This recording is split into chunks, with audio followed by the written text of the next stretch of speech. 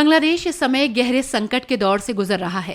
प्रधानमंत्री शेख हसीना ने इस्तीफा दे दिया है और अब देश में अंतरिम सरकार के गठन की तैयारी हो रही है। इस प्रक्रिया में नोबेल शांति पुरस्कार विजेता मोहम्मद यूनुस का नाम प्रमुखता से सामने आ रहा है। शेख हसीना ने इस्तीफा देने के बाद सुरक्षित ठिकाने की तलाश में भारत का रुख किया। बांग्लादेश की भागदौड़ अब सेना के हाथों में है।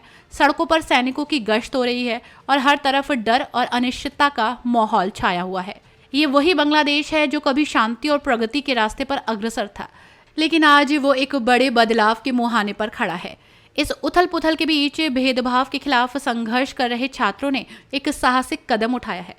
उन्होंने फेसबुक पर एक वीडियो जारी कर मोहम्मद यूनुस को अंतरिम सरकार का नेतृत्व सौंपने का प्रस्ताव रखा है। अगर इस प्रस्ताव पर सहमति बनती है तो यूनुस देश के अंतरिम प्रधानमंत्री बन सकते हैं। मोहम्मद यूनुस वही सामाजिक उद्यमी हैं जिन्होंने गरीबी को चुनौती दी और माइक्रो क्रेडिट के माध्यम से लाखों लोगों की जिंदगी को संवारने का काम किया।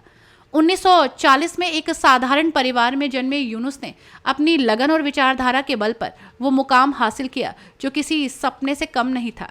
1983 में उन्होंने ग्रामीण बैंक की स्थापना की, जिसने बांग्लादेश में माइक्रो क्रेडिट का एक ऐसा मॉडल प्रस्तुत किया जिसने न केवल बांग्लादेश बल्कि पूरी दुनिया को चौंका दिया। गरीबी के खिलाफ उनके इस संघर्ष के लिए उन्हें 2006 में नोबेल शांति पुरस्कार से नवाजा गया। लेकिन अब वो एक नई और कठिन चुनौती का सामना कर रहे हैं। देश के हालात बेहद नाजुक हैं, जनता और सेना आमने सामने हैं, राजनीति की बिसात पर बड़े खेल खेले जा रहे हैं। सेना प्रमुख वकार उज जमा ने प्रदर्शनकारियों के नेताओं से मुलाकात का समय तय किया है। इन मुलाकातों का परिणाम क्या होगा ये किसी को नहीं पता, लेकिन बांग्लादेश की जनता एक नई उम्मीद के साथ इन घटनाओं को देख रही है। मोहम्मद यूनुस के सामने केवल एक सवाल नहीं बल्कि कई चुनौतियां खड़ी हैं। क्या वो इस संकटग्रस्त देश को स्थिरता की ओर ले जा पाएंगे? क्या सेना और आंदोलनकारियों के बीच समझौता हो पाएगा?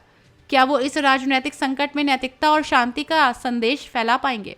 आने वाला समय इस बात का गवाह बनेगा कि क्या बांग्लादेश इस संकट से उबरकर एक नई दिशा में आगे बढ़ पाएगा या फिर इतिहास के पन्नों में एक और अध्याय जुड़ जाएगा।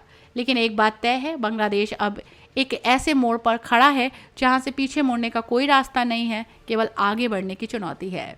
Bureau report #Bharat.